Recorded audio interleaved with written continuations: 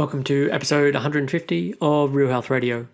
You can find the links talked about as part of this episode at the show notes, which is www.7, so the word all spelled out, seven health.com/150.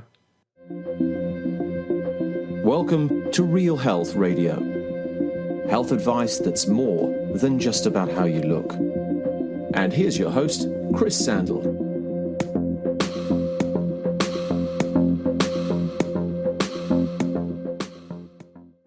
Hey everyone, thanks for joining me for another episode of Real Health Radio.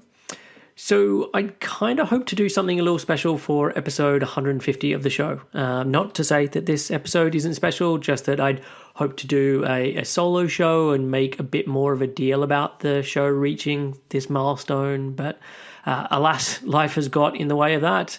And yeah, the solo episodes are just proving more difficult at the moment, simply from a time perspective.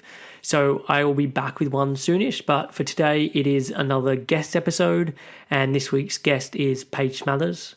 So Paige is a registered dietitian nutritionist in private practice and podcaster whose work revolves around helping people heal their relationship with food and their body. She specializes in chronic dieting, addiction recovery, nutrition, eating disorders, and family feeding dynamics. Her approach to nutrition and health is grounded in mindfulness and is rooted in intuitive eating and health at every size frameworks.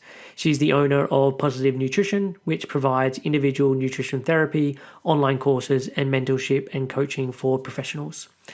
So I've been following Paige's work for quite a while now. I think I first discovered her through her podcast, Nutrition Matters. She then appeared on Laura Thomas's podcast, which was what really piqued my interest. So they were talking about the non-diet approach and the non-diet movement and some of the good bits of it, but also some of the pitfalls and the problems with spaces when they become dogmatic and lack nuance. And it was actually that conversation that gave me the impetus to release my episode last year on tribalism. So tribalism was a topic that I'd been wanting to cover for a long while. If you've listened to that episode, I kind of talk about some of my own experiences as part of it. But Paige and Laura's conversation really helped to cement that decision. So I'm really grateful that they had that conversation and that they released that episode. So going into this episode, I had two topics that I wanted to cover with Paige, which is what I mentioned at the beginning of the show. So the topics were family feeding dynamics and then addiction recovery and nutrition. So two very different topics. But in the end, we only got a chance to cover the first one of these. We spent a lot longer covering Paige's training and her backstory because it was really interesting. And then she just had so much useful information to talk about on the topic of feeding children and the family dynamics of eating that I just decided to stay put on that topic. So I'll probably get Paige to come back on at some point for part two. We can get into the work she does with addiction recovery and nutrition. This episode was actually a long time coming. So I first contacted Paige 6 months ago, probably more, but due to scheduling issues, sick family members, we kept having to push the recording back. So here we are, and I'm really grateful that this episode is finally coming out. And I really do enjoy this episode. Like, Paige is a great speaker. She's very eloquent and clearly knows her stuff. So let's get on with the show. Here is my conversation with Paige Smathers. Hey Paige, thanks for joining me on the show today. Thanks for having me. So today what I want to do is I want to find out a little about you and your story and how you got into sort of practicing the way that you do. But there's also two topic areas I want to cover which are completely unrelated, with one being feeding children and the family dynamics around eating, and then the second one being around addiction recovery and nutrition. And these are both areas you've worked in and have a strong skill set in and clinical practice with. So I thought these would be great areas to explore. But I guess to start with, do you want to just give listeners a bit of background on yourself, like who you are, what you do, what training you've done, that sort of thing? Sure.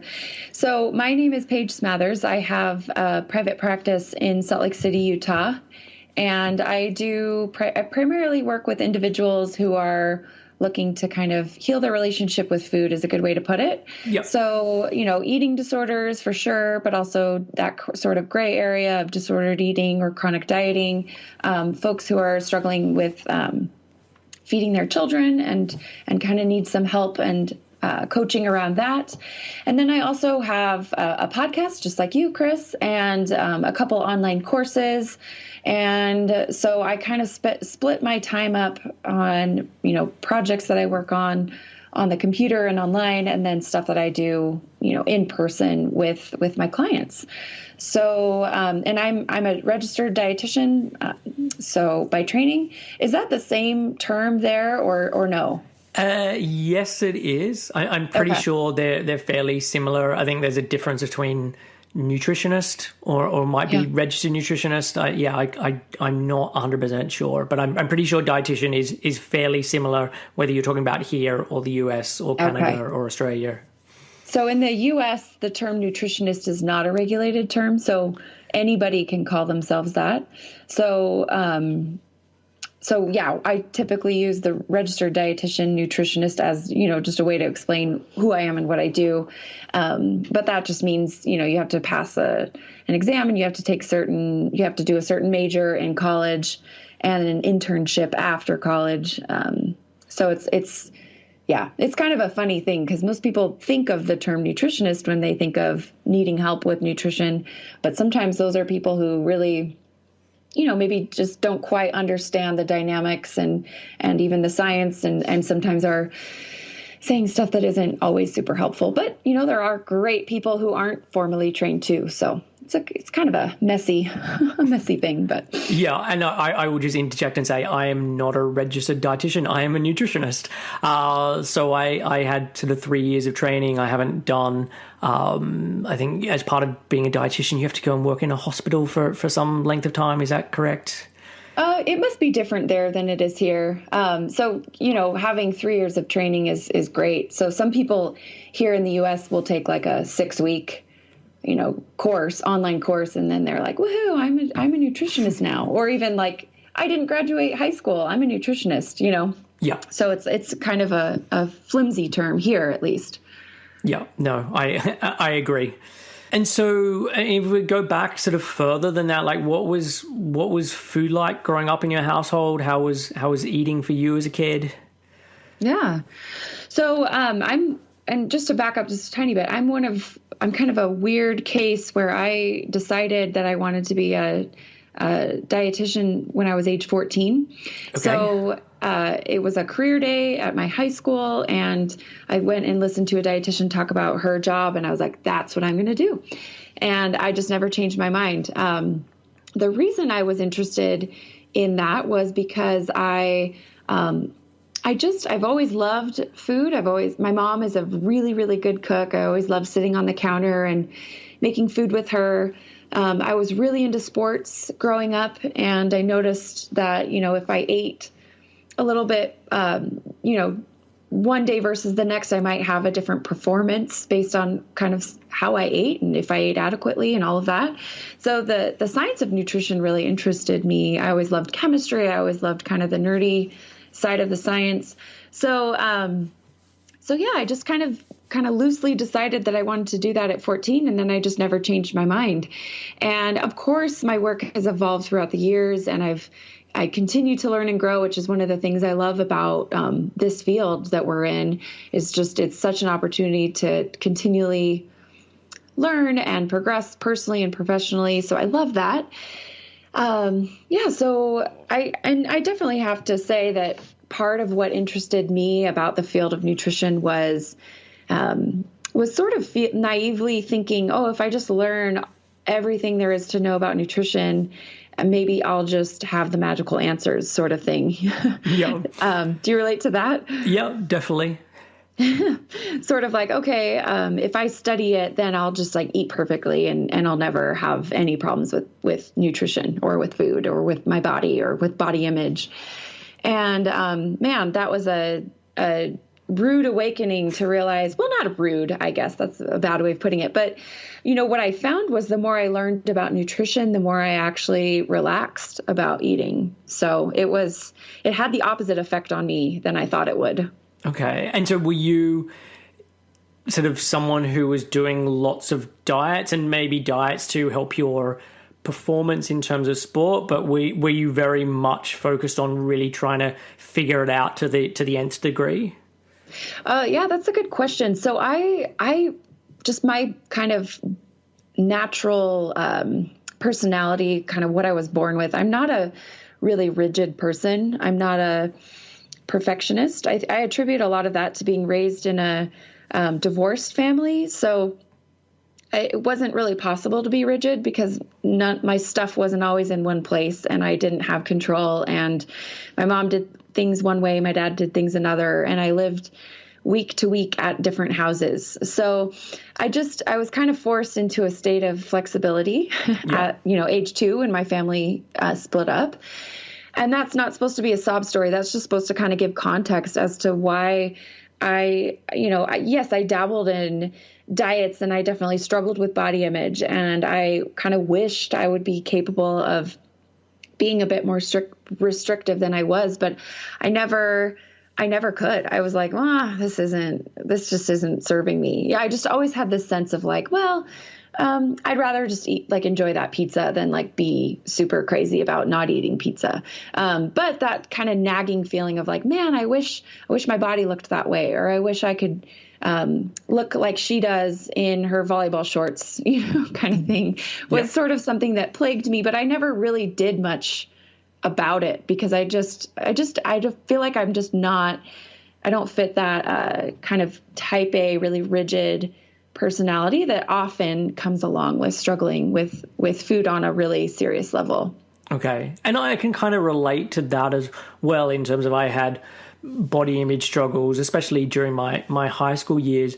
But there was, the way I've thought about this was, there wasn't the Instagram, there wasn't the social media, there wasn't people really telling me I could change that.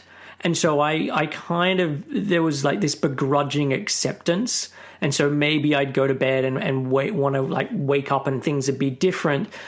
But I never got into I can do this myself if I just go and train really heavy at the gym, or if I just change whatever it is around my eating, that this will lead to anything, because no one was sort of selling me that at that time. That's a really good point.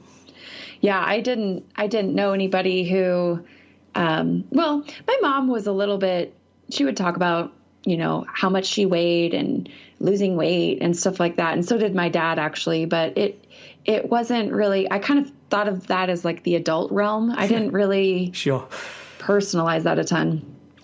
And so when you finally started studying it as a dietitian, after this being your chosen career from age 14, was it as you expected?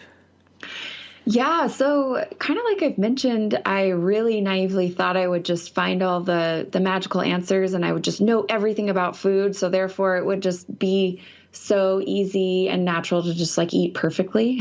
And I know that's kind of cringy because that's not a thing, but that's what I thought. And I think that was part of the allure of studying it.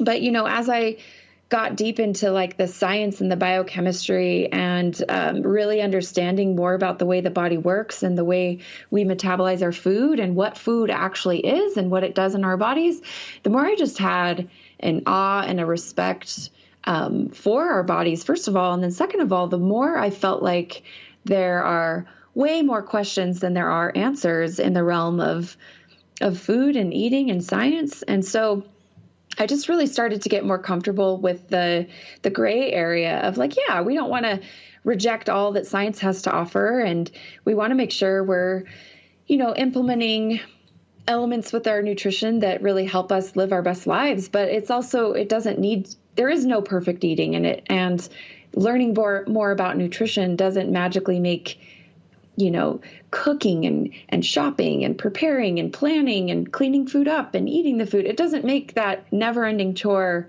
a ton easier. There's just endless choices we have to make month every day and every month and every year about our eating. And it's not necessarily like once you have nutrition knowledge that just becomes super easy.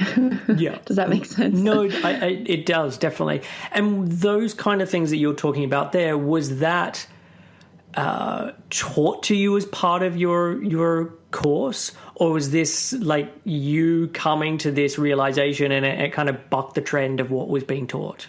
Oh, that's a really good question. I think a little bit of both.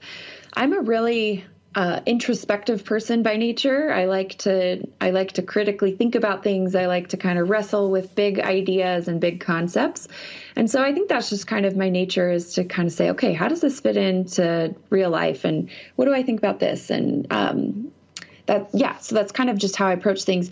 But I also feel really grateful that I had lots of great professors and classmates and even labs in my nutrition program that was geared toward, enjoying food and learning how to cook food. I mean, big part of dietetics training is food service training, which maybe some people don't know is you actually have labs where you cook, at least in some universities. So a lot of the training was about appreciating food and learning about, the different elements of food and flavor and texture and kind of like the food science side of things that make food enjoyable. So it wasn't all about like, eat this, don't eat that, and this is good and this is bad. A lot of it was like, food is awesome and fun, and it brings us together, and it's a big part of cultural identity and otherwise. And so I think that there was some really brilliant sort of training in the schooling that I did that was really geared toward, I hope that I would imagine, I would love to kind of go back and ask some of my professors, but I would imagine that they did this on purpose, that they realized, people who study nutrition in college and want to become dietitians probably have a higher likelihood of struggling with food or nutrition in various ways. And so it kind of seems really smart that they added that stuff in, where it's going to be more on the practical side of cooking and enjoying and experiencing the wonderful thing that is food. So a little bit of both. That's really interesting. I hadn't heard that side of things from other training. So is that exclusive to where you were, or that's fairly standard, or you don't really know? Yeah. Good question. So I actually went to two different universities. I did 2 years at the first university that I went to, and then I ended up transferring just due to some life events. And the first school I went to was very much their slogan for the university was "Learn by Doing," and so I think that really trickled into each of the program. There was a ton of labs for every course that then I took at a different university. I would notice, oh, we had a lab for that one. You guys didn't have a lab for that one. So I wonder if some of it was just kind of where I was. But then as I did my actual formal 2 years of dietetics training at the other university, one of the big things that I really felt they did well was just set the example as professors to just enjoy food. I mean, there were many times where I would see my professors enjoying dessert, and it would kind of blow my mind. Like, what? You teach about nutrition and you still enjoy a cookie? Okay, I like cookies too. That makes me feel better that I'm not alone.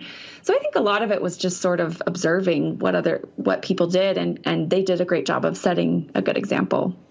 And I think that is really helpful. I remember when I was studying, by the third year, I'd become friends with some of the lecturers, and we would go out for meals, and I had that same experience where it's almost like you, like the Wizard of Oz, and you look behind the curtain and you're expecting these people to be eating in this really specific way, and everything's, clean eating in inverted commas, or you have this conception about what their eating is going to look like, and then there'd be these are just very regular people, and they just enjoy food in a very normal way.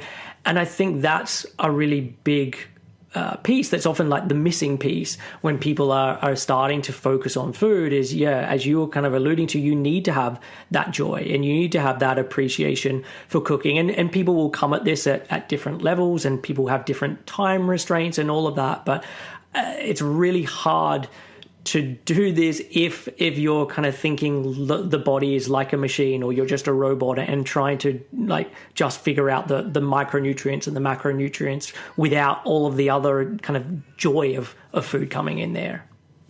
Oh, you said that so well. I totally agree.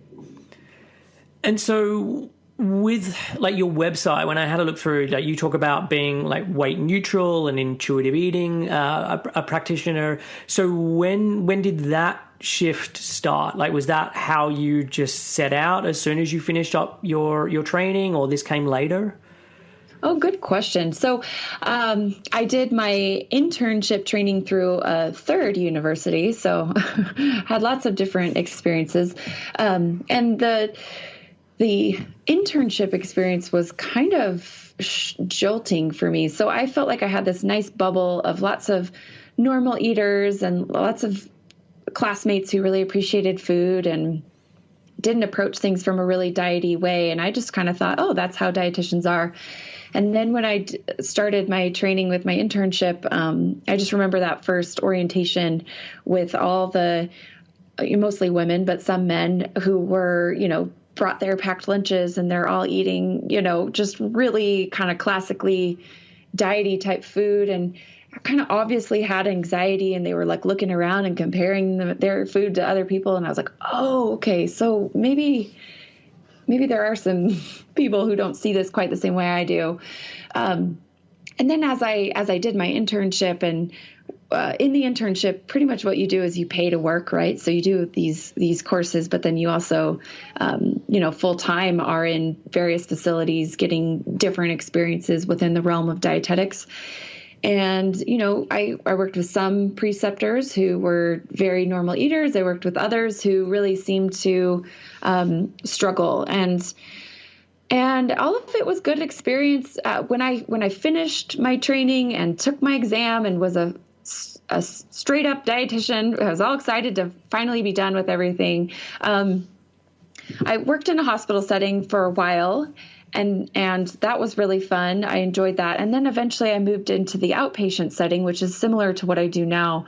So it's a lot more kind of one-on-one, individualized sort of counseling. And I still worked for the same hospital system, just on the outpatient side of things. And that was when I first was exposed to the book Intuitive Eating. Okay.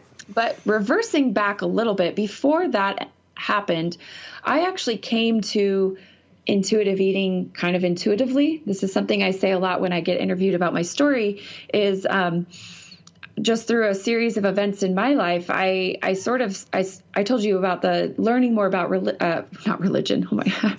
Sorry, nutrition. Kind of the same thing sometimes. Learning about nutrition sort of helped me kind of relax about some of the rules that I had. I started dating my now husband, and he helped me relax a lot about the rules that I had. And I just started to really honor my body and just trust it and let it be what it was and stop trying to fight it. And again, it wasn't anything extreme that I was doing before, but it was a lot of sort of mental anguish I was going through. So I had already sort of come to these concepts of like honor your hunger and fullness and make peace with food and reject dieting. I had done that kind of personally, and I had woven that into my work as a dietitian. But what was interesting is I always felt a little bit like a rogue dietitian. I felt like some of the other colleagues that I worked with, I felt like they were way more concerned about kind of quote, perfect eating than I was. And I was like, oh, that's just not how I approach things. I must just be not as type A as other dietitians. And so then fast forwarding back to that moment where I was introduced to the intuitive eating book, I was like, oh, wow, other people feel the same way about food as I do. And so that really gave me lots of permission to even more so embrace that approach with my clients in the hospital setting. And then eventually I moved to private practice, and that's where things really solidified even more than the hospital setting. Because the hospital setting, it was like a little bit more, this is just how it goes. This is what you do. You don't have a ton of freedom to kind of practice the way you want. Yeah. So then when I was in private practice, I was like, okay, this is sort of like my mission statement. This is what I'm good at. This is what I have to offer folks. And so I really just kind of went full bore in that direction at that point. And was that the reason for moving into private practice? Because you're like, I just don't feel like I can do this the way that I really want to, or there's this population or subset of the population I think I'd be really great at helping, but I'm seeing this whole range of people, and I think I'd be better with just this specific set. Yeah. So the total truth is that I was having a second baby, and I was getting paid about 1/8 per hour as what the hospital was charging for my time. And it just felt very doom and gloom when I thought about paying a babysitter and being away from my kids, and then hardly even making any money after paying a babysitter. So a lot of it was, this has always been my dream. I've always wanted to have a private practice. Maybe now's my chance. If things don't work out, I can probably always get a clinical job again. And so just that second baby was enough of a disruption in my sort of comfort level that I was like, oh, I'm just going to see how things go. So, yes, in retrospect, it's like, wow, this is so great because you get to practice the way you want. There's so much opportunity for creativity and kind of just being able to be a free thinker, which is something I really value. But at the time, it was really more, oh, this is just not going to work for kind of my overall values of my life, Yeah, sure. So, I mean, you mentioned there about the second baby, and so this kind of can maybe segue us into the area of like family feeding dynamics. So sure. Was this already an area of interest for you, or did kind of having the children then kind of spark that as an interest? So, like I told you, I wanted to be a dietitian when I was 14, and I've wanted to be a mom my whole life. Okay. So I've always known that was something that I wanted. And in my training to be a dietitian, we actually had a couple, either one for sure whole course, but then a couple lectures sprinkled throughout about this idea of family feeding and, the developmental stages of nutrition and feeding and eating and all of that. So I actually felt fairly well prepared for the feeding side of parenting, thanks to my education, which was a really cool perk of studying this in college. So for example, let me give you some kind of concrete examples so that you can know what I mean. Yeah. So when my first daughter was, starting solids, I noticed that she would like spit out certain foods. And my tendency was, or my first response, my knee-jerk reaction would be, oh, she doesn't like that, so don't feed her that anymore. And it was so helpful to have that training under my belt to be like, well, wait a minute, I know that kids need a lot of exposure to a food to even sometimes try it. So the fact that she's putting it in her mouth is kind of cool. I'd also noticed that, some days she would be really, really hungry, and other days she wouldn't eat quite so much. I also noticed that around age 1, she started to get way more picky with food. And since I knew all of this was normal and to be expected, I really feel like it helped me to just sort of embrace it and to not worry about it, and just to keep kind of consistently offering meals. And we can maybe get more into the model. I'm sure you're kind of wanting to go there, but having that sort of background was super helpful to just kind of know, hey, this is normal. I don't need to freak out about it. I have the tools. Everything will work out. Whereas I feel a lot of parents are just kind of going into this like, is this normal? What's going on? Oh no, is she going to get enough? I'll just give her whatever she will eat. And I feel for people who don't quite understand sort of this big picture model. Yeah. Definitely. And I mean, if I'm talking from my own experience, when I studied nutrition, there may have been a day or a couple of days on this, but it really wasn't a big part of it. And like you, or unlike you, I didn't have this desire to always have kids from when I was a young age. And it just wasn't an area of real interest to me, but I now have an 18-month-old son, so it has become more of an interest to me. Yeah. And before he was born, my brother had a couple of kids, and what they had done was baby led weaning.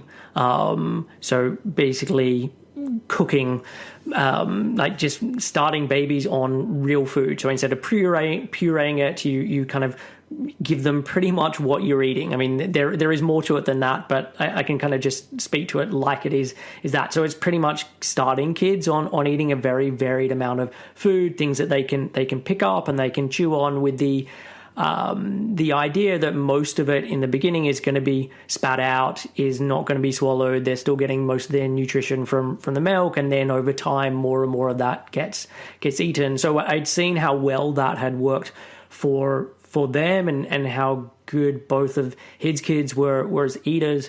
And then when we came to have a little one on the NHS, they just started recommending baby-led weaning. And so that was what was recommended by our National Health Service over here. So I was just wondering, like, is that something that was like that you did, or that is sort of recommended over in the US at the moment? Yeah, so I have to admit, I had never heard of baby-led weaning until my my second and youngest child was kind of through that phase. If I had a child today, I would definitely do it. We did kind of a version, just sort of intuitively, but didn't start it off that way. We definitely did the classic spoon-fed rice cereal first, and then sweet potatoes, and then beans. But yes, it is definitely, just in the last few years, I feel has gained a lot of popularity. There's been a lot of empirical support for it. And I don't know if at like a national level it's being recommended. I haven't looked at that. But I definitely know it's sort of, as someone as a mom of young kids who, we have friends with little ones, it's definitely kind of in people's consciousness. And it seems like that's what people are doing mostly. Yeah. And I mean, just speaking anecdotally, the kids that I know who do it they're good eaters in terms of they're happy to have lots of variety and try things. And I think you're just exposing a child from a very young age to lots of different flavors and them trying different things. And that just becomes the norm of what happens when they eat. Yeah. And it makes sense on a psychological level to me that if, the work I do in the counseling that I do with my clients is I try to help ask a lot of questions to explore a topic so that then that person can sort of decide what seems best for them, and kind of come to their own conclusions. And in that way, that seems to be sort of what baby-led weaning is for children. It's my decision to pick this food up and put it in my mouth. No one's forcing me. I can make this choice. Therefore, it doesn't become this power struggle. It really just becomes about the food, which is, regardless of the method that a parent uses to feed their child, if we can avoid turning it into that power struggle, that's ideal. Whether that's tons of excessive praise or, even kind of negative motivators for eating a food, that it's just better when a child thinks it's their idea. Yep. No, I totally agree with that. So why don't you then talk a little about, and I'm trying to work out what would be the best way of doing it. You can either talk about what you were trained in terms of like feeding kids, or even just like what you do at home for your kids at meal times or snack times, or however you structure it. Yeah. So, what I learned in school and what I've learned since and what I've learned in the practical side of my everyday life is all actually very correlated. So maybe I should just talk sort of in general. Does that work? Yeah, that's fine. Okay. So are you familiar with Ellen Satter's work? I have ordered some of her books and I'm yet to start reading them, but I know broadly of who she is and the kind of division of responsibility, but it's not something I've really covered on the podcast before. So I would love for you to be able to chat about it. Okay, great. So I'll kind of talk broadly about that then. So Ellen Satter is a registered dietitian and I believe a social worker by training. So she has both of those, which is really cool. She does a lot of research in the family feeding dynamic space. And she has a lot of really I mean, especially at the time when she came out with this stuff, I think, a couple decades ago, at least at this point. So pretty progressive ideas about feeding children. And the basic idea is, this sounds very simple, but there's a lot to explore and unpack with this. But the basic idea of her big theory around family feeding dynamics is what's called the division of responsibility. And so what that is kind of recognizing that children have certain responsibilities in the feeding relationship, and parents have certain responsibilities in the feeding relationship. And feeding is most functional and positive and supportive and health promoting in an environment where each, like the parent and the child, respect their respective responsibilities. So the idea is that a parent is in charge of what food is served and when it's served. And then the child's responsibility is if they eat at all and how much. So again, that sounds really, really simple, but what that looks like on a practical level is, a parent might say, okay, here's the structure of our day. We eat breakfast, and then we eat lunch, and then we have an afternoon snack, and then we eat dinner, and then we eat a snack before bed. So let's say that's the structure that a parent has decided works best for their family. Then, that's within the realm of the parent's responsibility, is to offer regular, consistent, adequate, balanced meals for their child. So then on top of that, the parent's other job is to decide what is served within that structure. So for example, my kids are almost 5 and almost 7. So when my 7-year-old gets home from school, I will usually say something like, okay, for your snack today, you can choose, you can have a banana, you can have a yogurt, you can have, a granola bar, or you could pick 2 of those things. And so I like to offer, like, developmentally and age appropriate, you can offer choices, but if you just let them open up the pantry and say, okay, I want this, and then I want this, and then I want this, that wouldn't be following the division of responsibility, because really it's the parent's job to pick what is served. I've found that with my kids, a little psychological trick is to kind of let them feel like they have a choice, even though I'm the one that's choosing. So, an unrelated to food example would be, all right, do you want to walk to the car, or should I pick you up and take you to the car? So it's the same outcome, but they feel like they have a choice. Yep. I do a lot of that at the moment as well. Oh, yes. It's key for toddlers, right? Yeah. It's still key for my almost 5-year-old, by the way. So kind of making them feel like they have a little bit of choice, I think there's nothing wrong with that. But at the same time, not just endless choices, right? There's some sort of teaching moments. I kind of see when I offer food at meals or at snack times, I'm teaching about nutrition without teaching about nutrition. They probably picked up on the fact that, at lunch I might have like a main thing, like a sandwich or a quesadilla or leftovers. And then I typically will offer some type of fruit and some type of vegetable and maybe some type of like yogurt or something. So I don't need to say, hey, at your meal, you need to eat a fruit and a vegetable. I don't say that ever. But what I do is I offer that. And the cool thing about the division of responsibility is once the parent, once you have said, okay, it's lunchtime and here's your plate of food, or here are the options for today, your job is done. You get to just sit back and enjoy the food too, and sit down and enjoy the meal together, talk about your day, whatever else is going on in the day. And then your job is done. And now it becomes the child's job. So they get to decide if they eat at all, and they get to decide how much they eat of what you've given them. So for a lot of parents, this feels really scary. This feels like, well, what if my child refuses to eat? What do I do? And I don't want them to go hungry, and really understandable reactions to this. But what's so critical to this division of responsibility is frequent, regular, reliable, consistent meal structure. So if you serve a meal that your child just flat out refuses to eat, you know that something else is coming in a little bit that you can help to kind of fill in the gaps. Once a child really learns that you're serious about this and that you're not just going to cave and offer whatever they're asking for, they typically will try it.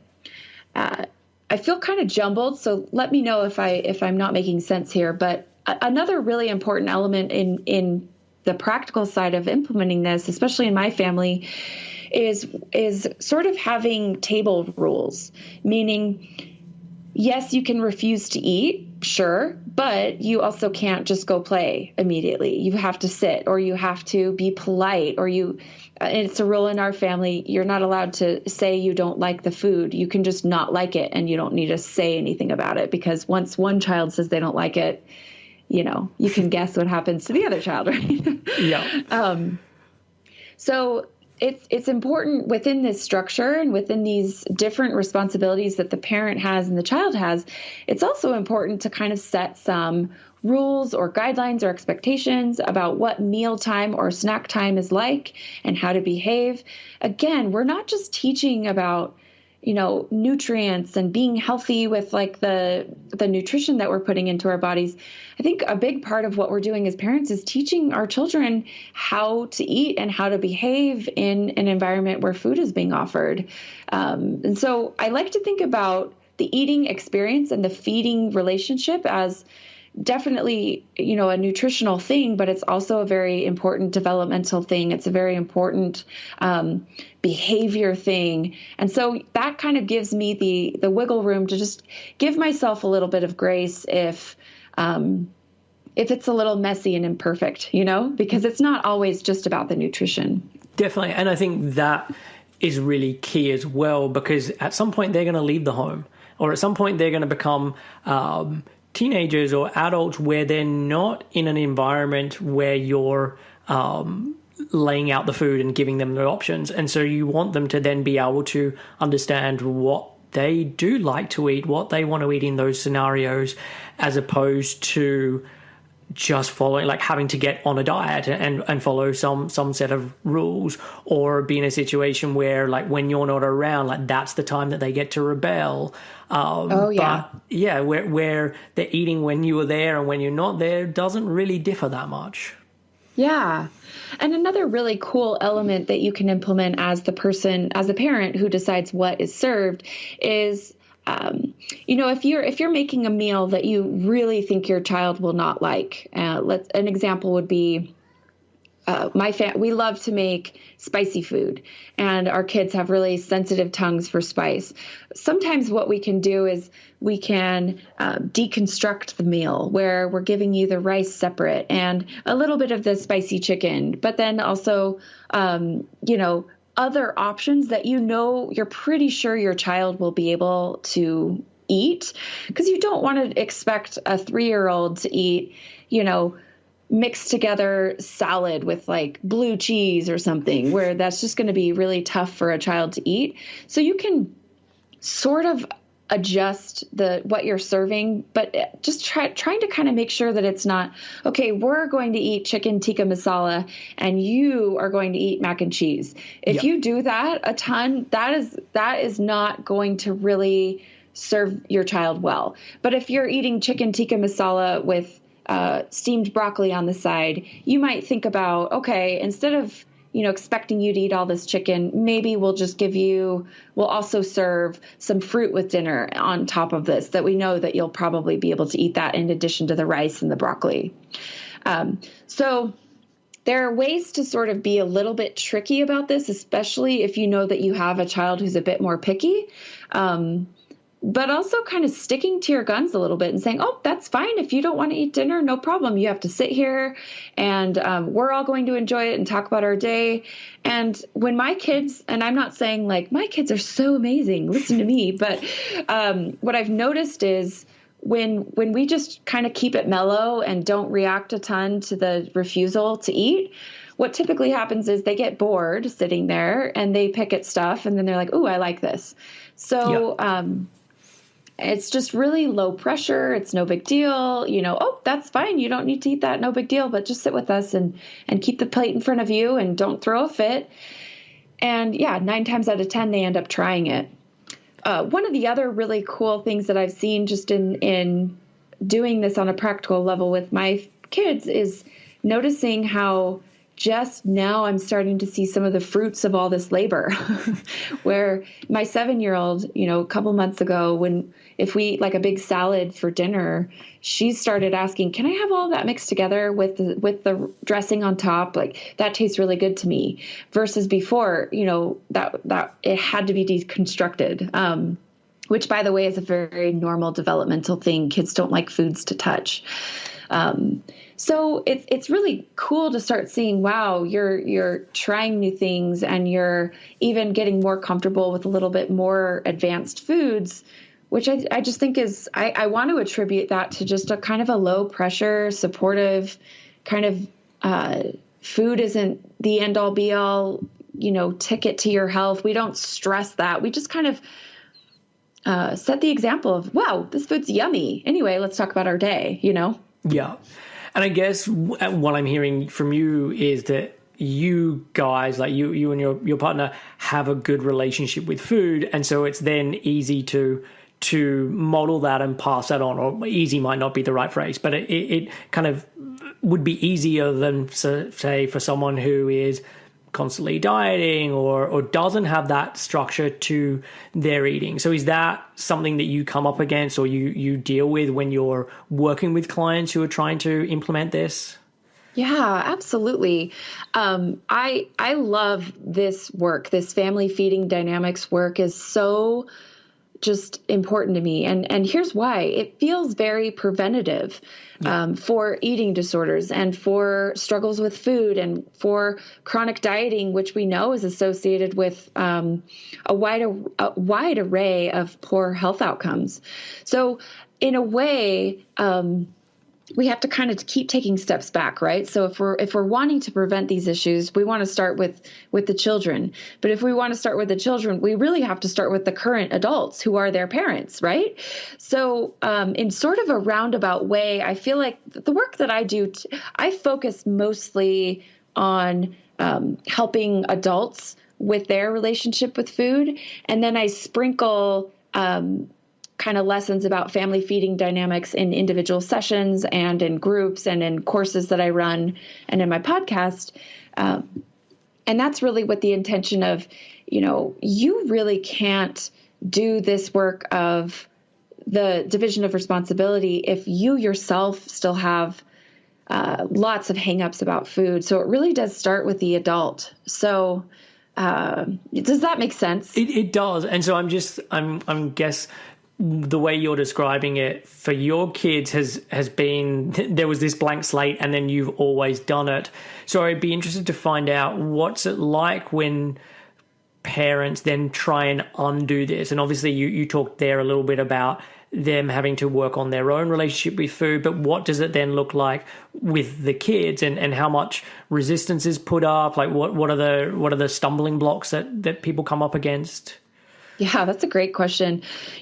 Very often if I have a client, let's say with kids who are ages 7 and 9, and a really common complaint I hear from parents is, I just feel like I'm cooking all day. I feel like my kids are always eating and then they're refusing dinner and they're not trying new things and they're really picky. So that's a very common sort of case study right there.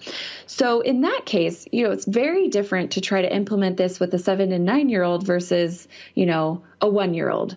So a lot of times I'll coach the parent through maybe a little family meeting that they can have, and they can I encourage my clients to explain to their kids, hey, here's how I feel. Like it's a really important part of my job is to feed you. And it feels frustrating when you come home from school and eat all these snacks, and then you're not hungry for this dinner that I worked hard to cook.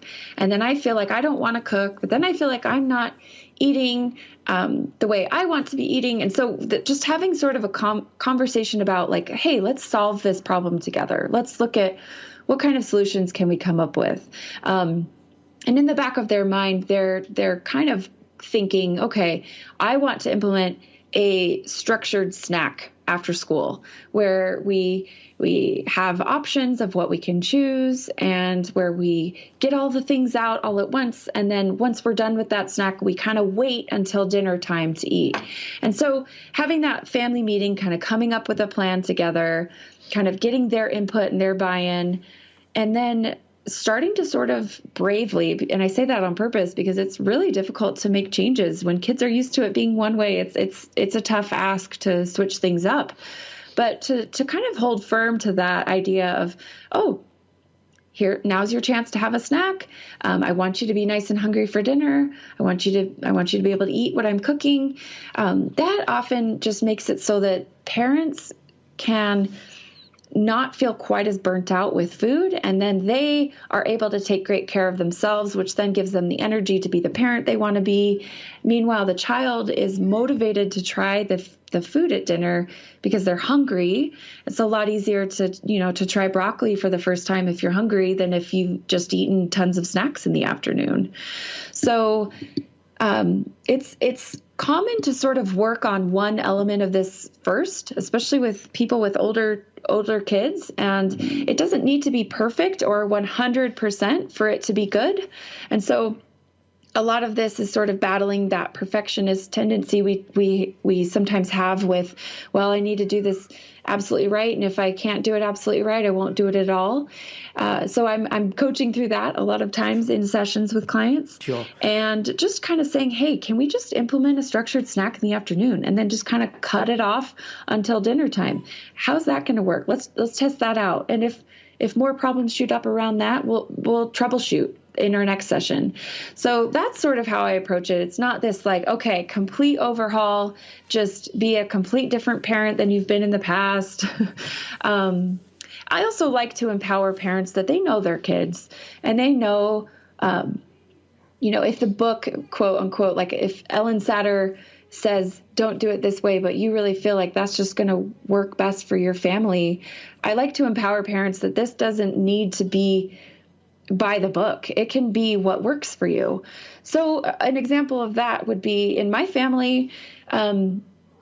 We've done this since day one with our kids, and I feel like my kids can handle a little bit of coaxing to eat their food. They can handle a little bit of, hey, no, you can't have endless amounts of rice and never ever touch anything else on your plate. I always say, that's not going to feel best for you. That's not going to keep you full. That's not going to give you the energy that you need. I don't say that's going to make you have a body that's not appropriate or something like that. You're right. I don't ever go there. But I might say, no, let's eat a little bit of broccoli and let's try your chicken and then we'll talk when all of that's gone. Now, a strict Ellen Satter person would say, don't you dare ever say that to your child. That's terrible. But I know my kids well enough to know that that's not detracting from their quality of life. In fact, that's sometimes just a little bit of nudging that they need. Now, if I have a new client who has kind of done a lot of pushing and there's a lot of battles for control over food, I probably wouldn't encourage them to do that, especially not right away. So there's a lot of elements to this very simple concept of the division of responsibility. There's a lot of nuances to it that often needs a lot of exploration and lots of kind of trial and error and troubleshooting and lots of questions and lots of sessions around it even. Yeah, I mean, there was lots in there that was really helpful. And I like the fact that, you said you'll do things a little differently just because you know what works for your family, because I think that can be then helpful for people to know that, okay, on the whole, I should be trying to follow this as suggested, but there is this wiggle room and I can be using my own common sense and what I've noticed. But also the other point where you said, okay, if you're working with someone, let's start with just the afternoon snack, for example. And I'm assuming that this is also how you work when you're working with other clients outside of family dynamics, where it's like, let's do this like one piece at a time. Let's change this one thing and we can decide together what that one thing is going to be. And then once that thing's going okay, it's then let's move on to the next thing. So it's kind of creating a new normal each step of the way, as opposed to pulling the rug from under someone and trying to change everything all at once.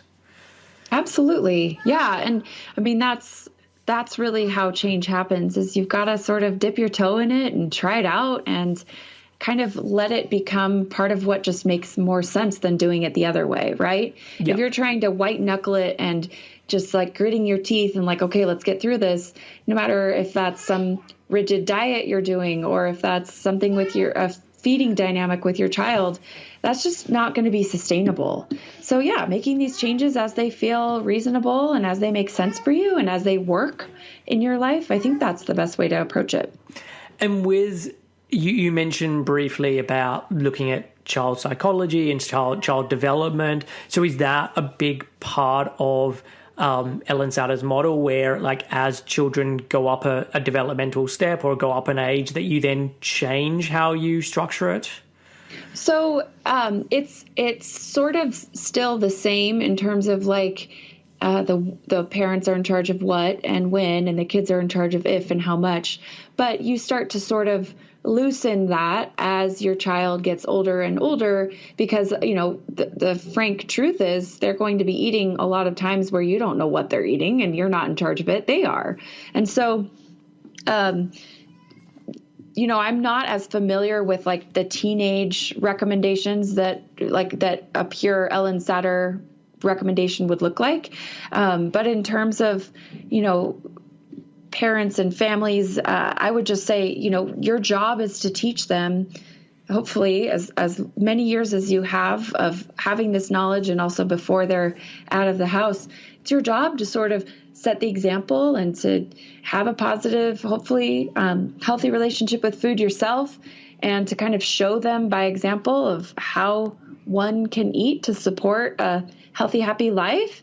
And then you just have to kind of trust that they're going to do that even when they're 16 and out with friends, and maybe they're eating all kinds of stuff that you wouldn't serve at your house, but who cares, right? They're a teenager. Like that's part of life too. And they're going to learn. I just feel like if we empower them with the sense of, I can make these choices and I can pay attention to my body and I can recognize what works for me and what doesn't, or amounts that serve me or amounts that aren't quite enough, in the end, we do lose control, right? Yeah. So I feel like that's part of where sometimes I see my clients with older kids sort of kind of, even though they have great intentions, they might sort of get off track a little bit because I think it's just so hard to let go. It's hard to recognize, oh my gosh, I don't have the control I thought I did or that I used to have. And you kind of have to step back at some point and just say, okay, well, now they're in charge of what and when. And I hope that the stuff we've established so far is enough for them. Definitely. And I'm kind of, as you're talking, just reflecting on my life in terms of my eating and my relationship with food. And even though I had a really good sort of home life in terms of there were meals cooked by mom and all eating together, and I don't remember it ever being sort of contentious or being a struggle, there was never a huge focus on like what makes me feel better, or like me starting to really notice that. So that like later on when I went off and I was doing my own thing, I did eat a lot more going to McDonald's or KFC or whatever. And I think that is part and parcel of being a teenager. But I also think if there was then the added piece of noticing I don't feel so great after that meal, and just there being that connection between food and how it affects my body in a kind of broad, holistic way, I think that would have been really, really helpful. And that's kind of what you're talking about there, that when they go off, if they've had this kind of nurturing, that they're going to be able to do that on their own, or you'd hope they'd be able to do that on their own. Right. And something that's popping up in my mind is I typically pack my almost 7-year-old's lunch for school, and occasionally she'll say, I want to pack my lunch. And I think a true Ellen Satter person would say, no way, don't let her pack her own lunch. That's your job. But I sort of intuitively recognize I want to see what she chooses, if she just feels totally free to pack her own lunch. And I think just the repetition of what we offer and how we eat, it's been really interesting. She'll say, "Oh, I want applesauce. I love applesauce." And, "Oh, I think I want a veggie here. I'm going to pack some carrots." And, "Ooh, a mayonnaise sandwich." She loves mayonnaise, right? So I'll pack a sandwich with mayonnaise on it. And then it's really fascinating to see her kind of pick foods when there is literally no moral attachment to any of it. But there has been a repeated message that I say over and over to them, which is, if you eat any one food, if you only eat one food at a meal, you're not going to feel as good as if you eat lots of different foods. And so that's something that I say all the time. I say, okay, if you ate only grapes, you'd probably have a stomachache. If you ate only Halloween candy, you'd probably have a stomachache. And so it's this non-moral approach to balance and variety where it's like, it's sort of natural to say, okay, I want a couple different options. And she kind of has a general sense of like, there's kind of different categories that food can kind of fit into, and I want to sort of get something that's representative of each. And I don't know if she really thinks that way, but it's been interesting to observe her sort of step into that what realm with food and to kind of see, oh my gosh, she does have a sense for this. Wow. Well, that for a 7-year-old is really, it's nice to hear that that's actually possible for someone that young. But she's in fact a little bit scared to ever say what she learns at school about food, because sometimes even using the word healthy, she knows that I'm like, all food is healthy. Like, we don't need to moralize it. Anyway, I don't say that, but I get like bugged when and I'm like, who taught you that? So she's almost like scared to even say what she learns. So she might have ideas in her head of what's morally good or wrong or bad or right with food, but she does not talk that way around me, and we don't talk that way. And yet, my dietitian nutrition awareness side of my brain says, wow, that's really cool to see her choose. It's not without anything tasty or fun. Like, she'll pack or she'll choose sometimes stuff that maybe someone who is overly concerned about nutrition might turn their nose up to. But in my opinion, I'm like, oh, I'm glad to see that it's like, okay, yeah, we have a main thing and maybe a fruit and a veggie, but you're also not afraid to like pack a cookie, That's cool to me. No, or a biscuit if you're in the UK, right? Well, I understand cookie, but yeah, thank you. Okay. No, I was just throwing that in there to be funny, but.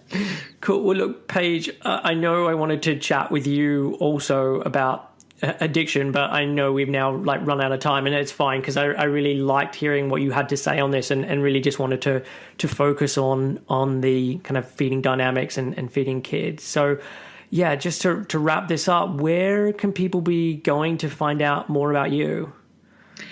Well, thank you for having me, Chris. This has been really fun. I hope it's helpful for your audience.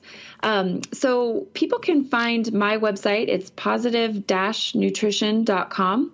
And then I am on social media, just mostly Instagram and Facebook. It's at Paige Smathers RD, as in registered dietitian. And I have a podcast called Nutrition Matters Podcast. You can find that anywhere you find your podcasts. And then I have a blog and courses, and you can find that all on the website as well. Perfect. Well, look, this was wonderful. There is a lot of really good advice in here, and I know parents are going to find some real gems and stuff that they can do with their own kids. And if nothing else, they can be directed towards Ellen Satter and start to read her books. Great. Well, thank you again so much for having me and for such a great conversation. Thanks for listening to Real Health Radio. If you are interested in more details, you can find them at the 7 Health website. That's www.7health.com.